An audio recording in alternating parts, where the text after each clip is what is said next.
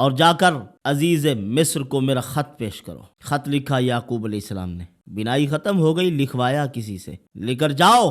اور ہم ایسے نہیں آئے، ہم نبوت کا خاندان ہیں، اور ایک خط بھی لے کر آئے ہیں، کس سے؟ حضرت یعقوب علیہ السلام سے۔ حضرت یوسف علیہ السلام 12 فٹ کے ایک تخت پر بیٹھے ہوئے، جو سونے سے، چاندی سے اور جواہرات سے جڑا ہوا تخت ہے، 3 زینے نیچے اتر کر ان سے خط لیا اور تخت پر بیٹھ کر خط کو پڑھا۔ اے عزیز مصر، میری ایک فریاد ہے، ایک درخواست ہے، میرے بیٹے بنیامین کو چھوڑ دیا جائے۔ وہی تو تھا جس کو دیکھ کے میں یوسف علیہ السلام کی جو یاد ستاتی، اس کی یاد میں اسے دیکھتا، اس کی سنتا، اس کی باتوں میں مصروف رہتا تو میرے دل کو تسلی ہوتی تھی۔ اب یوسف علیہ السلام خط کو پڑھ رہے، موتیوں کی طرح آنکھوں سے آنسو بہہ پڑے۔ یہ تسبیح کے دانوں کی طرح سمجھیے، اللہ کے نبی کے آنسو ہیں، وہ گر رہے ہیں، خط کو پڑھ رہے ہیں۔ بھائیوں سے کہا، ہل علمتم ما فعلتم بیوسف واخی، تمہیں معلوم ہے تم نے یوسف اور اس کے بھائی کے ساتھ کیا کیا؟ بسم اللہ الرحمن الرحیم، اللہم یا رحمان یا رحیم ویا ارحم الراحمین وصلی علی من ارسلتہ رحمتا للعالمین۔ نہایت ہی واجب الاحترام بزرگان محترم، برادران عزیز، آج ہم آپ کے سامنے سورۃ یوسف کے فضائل بیان کر رہے ہیں۔ سورۃ یوسف رسول اللہ صلی اللہ علیہ وسلم سے یہود بے بہبود نے جب سوال کیا تھا تو اللہ عز و جل نے پوری اس مبارک سورت کو نازل فرمایا۔ اس مبارک سورت میں آپ صلی اللہ علیہ وسلم کے حالات کی ایک تمثیل بیان کی گئی۔ جس طرح یوسف علیہ السلام پر زندگی میں آزمائشیں آئیں، حالات آئے، مشکلات آئی، اسی طرح اللہ عز و جل نے اپنے پیارے نبی، اپنے محبوب نبی حضرت محمد الرسول اللہ صلی اللہ علیہ وسلم پر آزمائشیں نازل فرمائی۔ ان آزمائشوں کے مطابق یہ بھی آزمائشیں گزری تھی، تو اللہ عز و جل نے رسول اللہ صلی اللہ علیہ وسلم کو بھی بتلا دیا، اے میرے محبوب نبی، جس طرح یوسف علیہ السلام پر حالات آئے ہیں، اسی طرح آپ پر بھی حالات آئیں گے۔ سورۃ مبارکہ کے بے شمار فوائد و فضائل ہیں۔ سب سے پہلا اور بڑا فائدہ اس کا یہ ہے کہ اگر کسی آدمی کی نوکری اور ملازمت ہے اور اس سے وہ ختم ہو گئی، اس کو نوکری نہیں کرنے دی جا رہی، افسران بالا اس پر خفا ہو گئے، اس کو اس کی ملازمت سے، اس کی جاب سے علیحدہ کر دیا گیا، اگر دوبارہ بحال ہونا چاہتا ہے، اس کو چاہیے کہ سورۃ یوسف کی تلاوت کرے، سورۃ یوسف پڑھتا رہے، اس کو عہدے پر بحال کر دیا جائے گا۔ اسی طرح علماء نے لکھا ہے، اگر کوئی آدمی روزانہ سورۃ یاسین کی طرح سورۃ یوسف پڑھنے کا اہتمام کرتا ہے تو اللہ عز و جل اس غریب اور نادار اور فقیر آدمی کو تھوڑے عرصے میں مالدار کر دیں گے، مالدار ہو جائے گا، بحکم خدا، باذن خدا وہ غنی ہو جائے گا، اللہ پاک اس کو مال کی بہتات مرحمت فرمائیں گے۔ اسی طرح فرمایا، اگر کوئی عورت ہے جو ایام حمل میں سورۃ یوسف کی کثرت سے تلاوت کرتی ہے تو اللہ رب العزت اس عورت کو خوبصورت بچہ عطا فرما دیں گے۔ ایسا بچہ جو بڑا حسین و جمیل، خوبصورت، آفات و بلیات سے محفوظ رہے۔ اسی طرح علماء نے اور بھی اس کے فوائد لکھے ہیں۔ 2 اس کے فضائل اور ہیں بڑے بڑے، جو میں آپ کی خدمت میں پیش کرنے لگا ہوں۔ ایک، قید سے رہائی کے لیے اگر کوئی آدمی سورۃ یوسف کی تلاوت کرتا ہے، قیدی ہے، قید میں ہے، تو اللہ عز و جل اس کی رہائی کے اسباب پیدا کر دیں۔ اور اسی طرح کوئی آدمی اگر قرآن مقدس کو حفظ کرنا چاہتا ہے، علماء کا تجربہ ہے سب سے پہلے اس کو سورۃ یوسف یاد کرا دی جائے تو اللہ رب العزت اس کے حافظے کو تیز کر دیں گے، پورا قرآن مقدس حفظ کرنا اس کے لیے آسان ہو جائے گا۔ اسی لیے اپنے معصوم بچوں کو سورۃ یوسف یاد کرواؤ اور اپنی عورتوں کو سورۃ یوسف کے مضامین، اسی طرح سورۃ نور کے مضامین عورتوں کو یاد ہونے چاہیے تاکہ عزت اور عفت کا پتہ چلے، پاک دامنی کی عظمت معلوم ہو۔ نوجوانوں کو سورۃ یوسف یاد کرانی چاہیے۔ قید سے رہائی کے لیے سورۃ یوسف کی چند آیات ہیں، یہ لکھ کر اگر کوئی آدمی اپنے داہنے بازو پر باندھ لے اور یہ آیت مبارکہ بھی پڑھتا رہے، جو آیات ابھی آپ کے سامنے میں تلاوت کر رہا ہوں، ان کو پڑھنے کا اہتمام کرے تو اللہ رب العزت اس کو نفس و شیطان کی قید سے رہائی مرحمت فرما دیں۔ اور اسی طرح یہ جو جسمانی مشقت کی قید ہے، یعنی ایسے مقدمات جو ناجائز کسی نے کرا ڈالے، بندہ اندر ہو گیا، باہر آنا ہے، رہائی کے حصول کے لیے ان آیات کو پڑھتا رہے۔ فَلَمَّا دَخَلُوا عَلَى يُوسُفَ آوَى إِلَيْهِ أَبَوَيْهِ وَقَالَ ادْخُلُوا مِصْرَ إِن شَاءَ اللَّهُ آمِنِينَ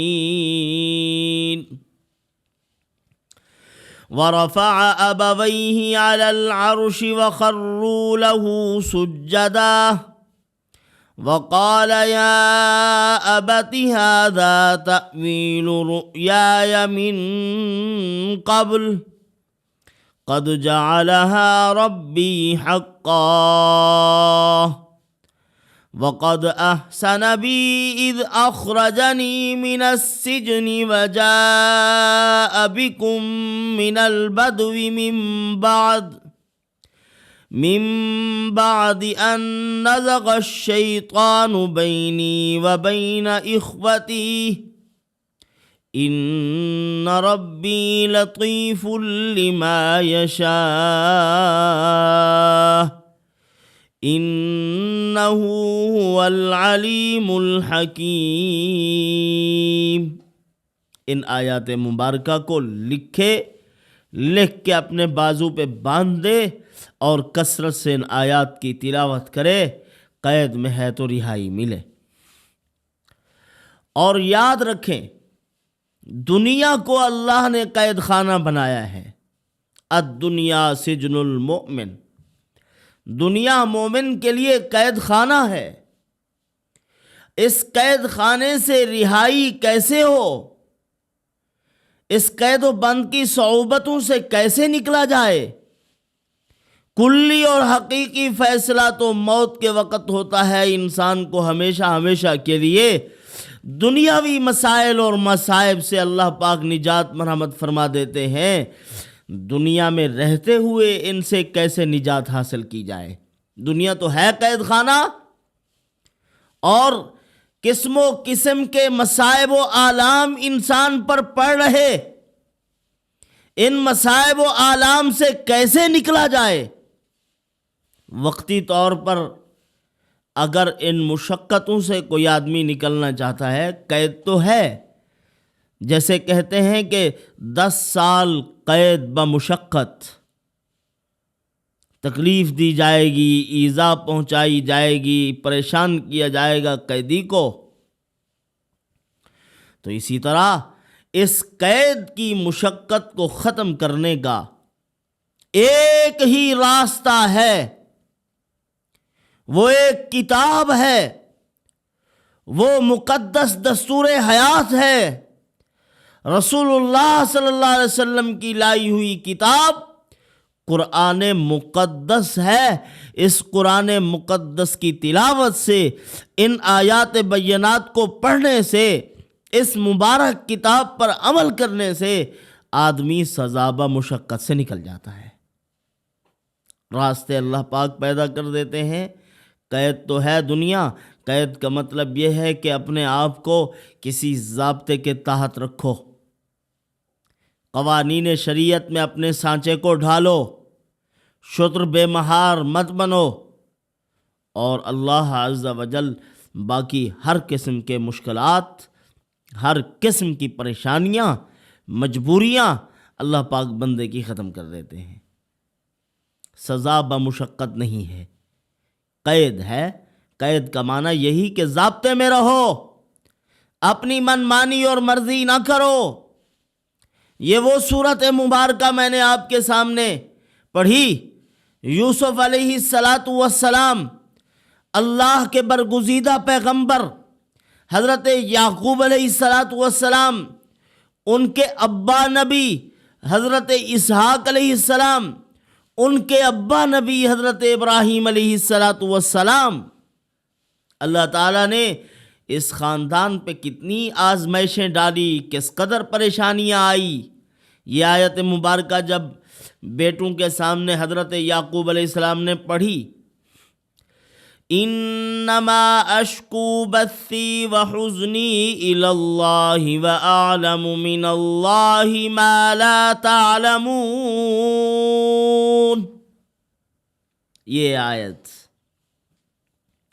بیٹا گیا یوسف علیہ السلام، اس کے بعد اور نوجوان بیٹا وہ بھی چلا گیا، اور حضرت بنیامین یوسف علیہ السلام کے جو سگے بھائی تھے، جن کو دیکھ کر ابا یعقوب علیہ السلام اپنی آنکھوں کو ٹھنڈا کرتے تھے، اپنے غم، اپنی پریشانیاں ان کو نرم کر لیتے تھے، تھوڑا سا اپنے آپ کو تسلی دیا کرتے تھے، وہ بیٹا بھی چلا گیا۔ بیٹے آئے، کہا کہ ابا آپ تو تسلیم نہیں کریں گے، یوسف علیہ السلام کا جو بھائی تھا بنیامین، اس نے چوری کی ہے، سونے کا پیالہ بادشاہ کا چرا لیا، بادشاہ نے اس کو گرفتار کر لیا، وہ تو قید میں ہے۔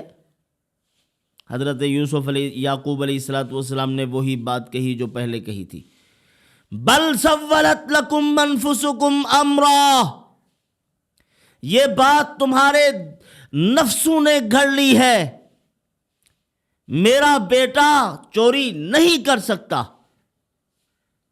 لیکن فصبر جمیل، میں صبر ہی کر لیتا ہوں، واللہ المستعان علی ما تصفون، اللہ پاک مددگار ہے، جو تم کہتے ہو اس کو خوب جانتا ہے۔ لیکن ایک بات فرمایا میں کرتا ہوں، نبوت کی شان بتلائی ہے اور مومن کی شان بتلائی۔ مومن کو کسی حال میں اللہ کی رحمت سے مایوس نہیں ہونا چاہیے۔ فرمایا بیٹو، یا بنی اذهبوا فتحسسوا من یوسف واخیہ ولا تیأسوا من روح اللہ، اے میرے بیٹو جاؤ، اذهبوا چلے جاؤ، فتحسسوا من یوسف واخیہ، جاؤ جا کر یوسف علیہ السلام اور اس کے بھائی کو ڈھونڈو، تلاش کرو، یہ دونوں مل جائیں گے۔ ولا تیأسوا من روح اللہ، اللہ کی رحمت سے مایوس نہ ہو، وہ امید باندھو اس ذات پر۔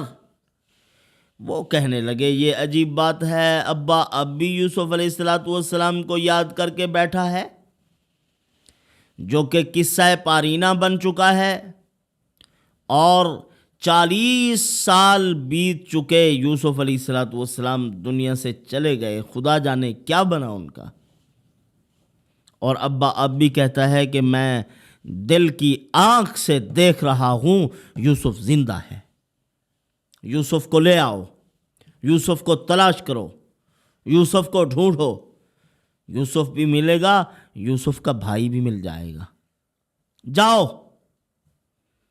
اور جا کر عزیز مصر کو میرا خط پیش کرو۔ خط لکھا یعقوب علیہ السلام نے، بنائی ختم ہو گئی، لکھوایا کسی سے، لے کر جاؤ اور عزیز مصر کو پیش کرو۔ وہی بھائی جو یوسف علیہ السلام پر رحم نہیں کر رہے، ان کی فریاد نہیں سن رہے، اس معصوم بچے کے کپڑے اتار کر اس کو ایک تنگ و تاریک کنویں میں پھینک رہے، وہی بڑے مفلوق الحال ہو کر، گندے کپڑے پہن کر، ایک ایسی وضع قطع میں جس میں ایک فقیر کسی بادشاہ کے سامنے ایک فریاد کر رہا ہوتا ہے، اسی حال میں یوسف علیہ السلام کے سامنے کھڑے ہوئے، اے عزیز مصر، ہم تجھ سے خیرات مانگنے کو آئے ہیں۔ اللہ نے فرمایا صبر کرو، صبر کرو، صبر کا نتیجہ یہ نکلے گا، کل تک جو تمہارے حاسد تھے تمہیں اپنی سر کی آنکھوں سے زندہ نہیں دیکھنا چاہتے تھے، آج وہی ہے۔ دست بستہ گزارش عرض کر رہے، فریاد کر رہے، بھیک مانگ رہے ہیں کہ یوسف ہمیں کچھ دے دیجئے، پتہ نہیں ہے کہ یہ یوسف ہے۔ جب وہاں پہنچے، فَلَمَّا دَخَلُوا عَلَيْهِ قَالُوا يَا أَيُّهَا الْعَزِيزُ مَسَّنَا وَأَهْلَنَا الضُّرُّ وَجِئْنَا بِبِضَاعَةٍ مُزْجَاةٍ فَأَوْفِ لَنَا الْكَيْلَ وَتَصَدَّقْ عَلَيْنَا ان اللہ یجزی المتصدقین۔ اے عزیز مصر، ہم بڑے بدحال، بڑے پریشان، معاشی تنگیوں نے چکنا چور کر دیا۔ وجئنا ببضاعۃ مزجات، چند کھوٹے سکے لے کر آئے، تھوڑی سی جمع پونجی لے کر آپ کی خدمت میں حاضر ہوئے ہیں، اے یوسف ہمیں خیرات دے دیجئے، وتصدق علینا، ہمارے اوپر صدقہ کر دیجئے۔ اور ہم ایسے نہیں آئے، ہم نبوت کا خاندان ہیں اور ایک خط بھی لے کر آئے ہیں۔ کس سے؟ حضرت یعقوب علیہ السلام سے۔ حضرت یوسف علیہ السلام 12 فٹ کے ایک تخت پر بیٹھے ہوئے، جو سونے سے، چاندی سے اور جواہرات سے جڑا ہوا تخت ہے، 3 زینے نیچے اتر کر ان سے خط لیا اور تخت پر بیٹھ کر خط کو پڑھا کہ من جانب یعقوب ابن اسحاق، یعقوب صفی اللہ ابن اسحاق ذبی اللہ، اور اسی طرح ابن اسحاق ذبیح اللہ، ابن ابراہیم خلیل اللہ، یعنی ہمارا پورا کنبہ اور خاندان آزمائشوں اور قربانیوں میں مبتلا ہے۔ ہم قربانی در قربانی، خاندان ہمارا ایسا ہے، ہم نسل در نسل اللہ کے دین پہ قربان ہوتے آ رہے ہیں۔ اے عزیز مصر، میری ایک فریاد ہے، ایک درخواست ہے، میرے بیٹے بنیامین کو چھوڑ دیا جائے۔ وہی تو تھا جس کو دیکھ کے میں یوسف علیہ السلام کی جو یاد ستاتی، اس کی یاد میں اسے دیکھتا، اس کی سنتا، اس کی باتوں میں مصروف رہتا تو میرے دل کو تسلی ہوتی تھی۔ پہلے تو مجھے یوسف کا غم نہیں گیا اور پھر بنیامین بھی چلا گیا۔ اب یوسف علیہ السلام خط کو پڑھ رہے، موتیوں کی طرح آنکھوں سے آنسو بہہ پڑے۔ یہ تسبیح کے دانوں کی طرح سمجھیے، اللہ کے نبی کے آنسو ہیں، وہ گر رہے ہیں، خط کو پڑھ رہے ہیں۔ بھائیوں سے کہا، هل علمتم ما فعلتم بیوسف واخی، تمہیں معلوم ہے تم نے یوسف اور اس کے بھائی کے ساتھ کیا کیا؟ وَإِذْ أَنْتُمْ جَاهِلُونَ، جبکہ تمہیں کچھ پتہ نہیں تھا۔ اور یعقوب علیہ السلام کو یقین تھا کہ یوسف زندہ بھی ہے اور یوسف کا خواب سچا بھی ہے، یوسف کسی نہ کسی مقام پہ بیٹھا ہوا ہے۔ تو انہوں نے سمجھ لیا، اِنَّكَ لَأَنْتَ یوسف، کیا تو یوسف تو نہیں ہے؟ قَالَ أَنَا یوسف وَهَذَا أَخِی، ہاں میں یوسف ہوں، بنیامین میرا بھائی ہے۔ قد من اللہ علینا انہ من یتق ویصبر فإن اللہ لا یضیع اجر المحسنین۔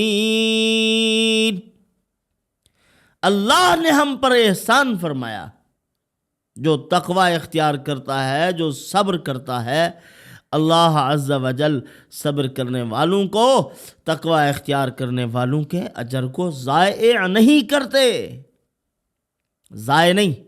بتلایا ابا یعقوب علیہ السلام کا حال تو اب یہ ہو گیا ہے، ان کی بینائی ختم ہو گئی، اب وہ دیکھنے پہ قادر نہیں ہیں، اور یوسف علیہ السلام کے غم میں گھٹ گھٹ کے یہ حال ہو گیا، آنکھیں سفید ہو گئی، کمر ٹیڑھی ہو رہی ہے، بڑھاپے کا عالم ہے۔